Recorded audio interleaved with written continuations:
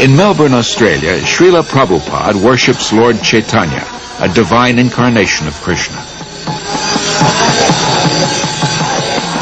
By Chaitanya Mahaprabhu's mercy, we have installed the deity here in your country. You are very fortunate that Chaitanya Mahaprabhu has come to your country to teach you how you become free of all anxiety. This is Chaitanya Mahaprabhu's mission. Everyone is full of anxiety, but everyone can be free from all the anxieties if he follows the path chalked out by Sri Chaitanya Mahaprabhu. As people are fallen in this age, the method also has been offered very simply. They have been recommended simply to chant the holy name of God. That's all. For 5 years after first arriving in America, Srila Prabhupada presents Krishna consciousness primarily to Westerners, from housewives to hippies to heads of state. Then, in November 1971, after a world tour, he returns to Delhi with some of his followers. The mayor receives him with the fanfare that greets a homecoming patriot. Prabhupada quotes Lord Chaitanya. It is the duty of those born in India to benefit others by spreading Krishna consciousness. This is India's greatest glory, her unique gift to the world. 30,000 Indians gather nightly at the Delhi fairgrounds to see the Western devotees and hear Prabhupada speak.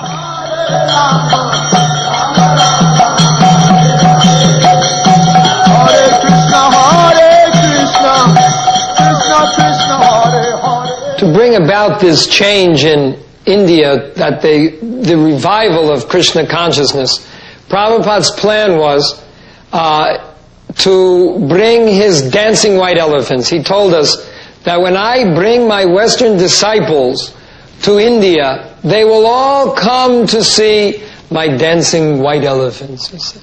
So we were actually very fond of being Prabhupada's dancing white elephants. We took that as the special mercy of Prabhupada on us, that we could be his dancing white elephants and help him in any way we could to preach Krishna consciousness in India.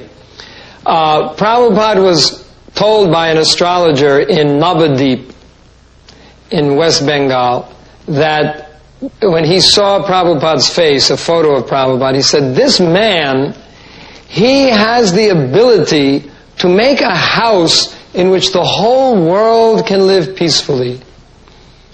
To make a house in which the whole world can live very peacefully. And when I told Prabhupada that, he said, yes, that is my mission. That within Krishna consciousness, the whole world can live peacefully. While the Hare Krishna movement spreads worldwide, Srila Prabhupada wants to nurture its roots in India. He journeys to Mayapur, West Bengal, the birthplace of Lord Chaitanya. It was Lord Chaitanya who inaugurated, 500 years ago, the congregational chanting of God's holy names. In Mayapur, devotees purchase a small tract of land and start constructing an international guest house. For a handful of devotees who know nothing about construction, this is not an easy task. Srila Prabhupada directs and encourages them. For ourselves, he says, we are happy and satisfied living in a grass hut. But if we simply have a hut, who will come here? The more we develop our land, the more people will be attracted. Prabhupada plans to build a temple of understanding to house the world's largest planetarium, and around it, a spiritual city with schools, shops, farms, and many temples for worshipping Lord Krishna. Within the hearts of India's people is a natural respect for the eternal Krishna-conscious culture. Many come forward to take part in Srila Prabhupada's movement and accept initiation from him. No one should go hungry within a 10-mile radius of the temple, Prabhupada instructs.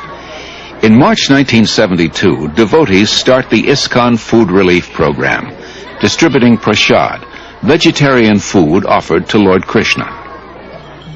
As the Mayapur project develops, Prabhupada invites his disciples from 6 continents to join together yearly on the anniversary of Lord Chaitanya's appearance. Prabhupada wants them to be purified and inspired by remembrance of the Lord in his holy land. In Vrindavan, Srila Prabhupada treats his followers to a guided tour of the holy places and personally relates Lord Krishna's pastimes. The devotees relish a bath in the sacred waters of the Yamuna River.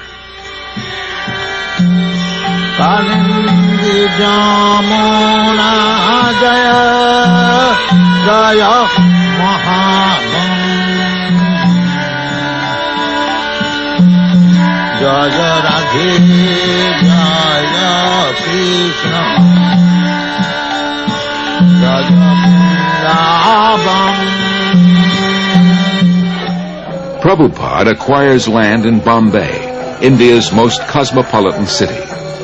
Although he has only a hut for a temple, Prabhupada envisions an international cultural center.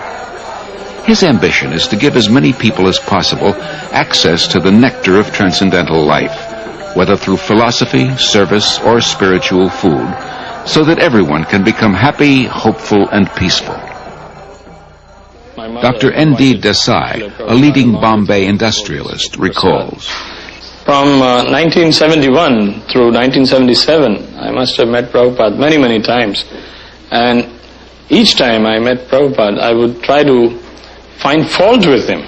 And even I would try to make him angry, or I once even tried to find out whether he was greedy. I just couldn't find any fault with him.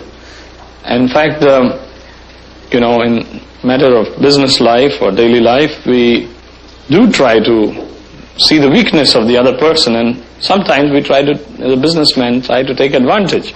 But here was a person who just wouldn't become agitated. There was absolutely no lust in him. There was no greed in him. There was, I couldn't see a spot of jealousy in him. And then I realized, after 6 years of that he was a very empowered, divine person.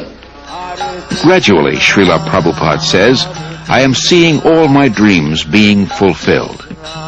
In Bombay, a spacious marble temple, a theater, a restaurant, a library, and a twin-towered 7-story hotel.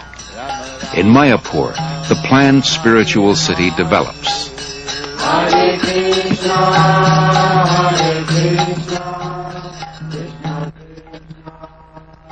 In Vrindavan, the popular Krishna Balaram temple, an international guest house, and a secondary school. Prabhupada sees his society grow into a worldwide confederation with more than 100 temples, restaurants, institutes, schools, and farm communities. 500 years ago, Lord Chaitanya predicted that one day the holy name of Krishna would be heard in every town and village of the world. By the mid-70s, Hare Krishna becomes a household word. When I first met the first Hare Krishnas, I can remember how surprised I was, and really I wondered what this meant. The costumes and the chanting and the shaved heads appeared a little strange, a little bizarre to me. But the more I came to know the movement, I came to find that there was a striking similarity in the essence of what they were teaching and saying, and in my understanding of the original core of Christianity. That is, living simply, not trying to accumulate worldly goods or profit, living with compassion toward all creatures, sharing, loving, and living joyfully. I am impressed with how much the teaching of one man in the spiritual tradition that he brought has impacted itself into the lives of so many people. So in my own view, his contribution is a very important one and will be a lasting one. As a child, Srila Prabhupada celebrated Rath Yatra near his home in Calcutta with his playmates. Years later, he is still celebrating the Rath Yatra festival. but now on the main streets of 20 large cities around the world, and with hundreds of thousands of disciples and guests.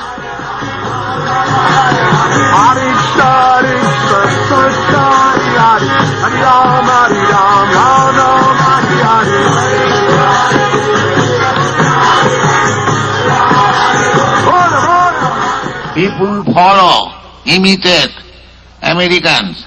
I am traveling all over the world. Everywhere I see they are trying to manufacture the skyscraper building, imitating your country.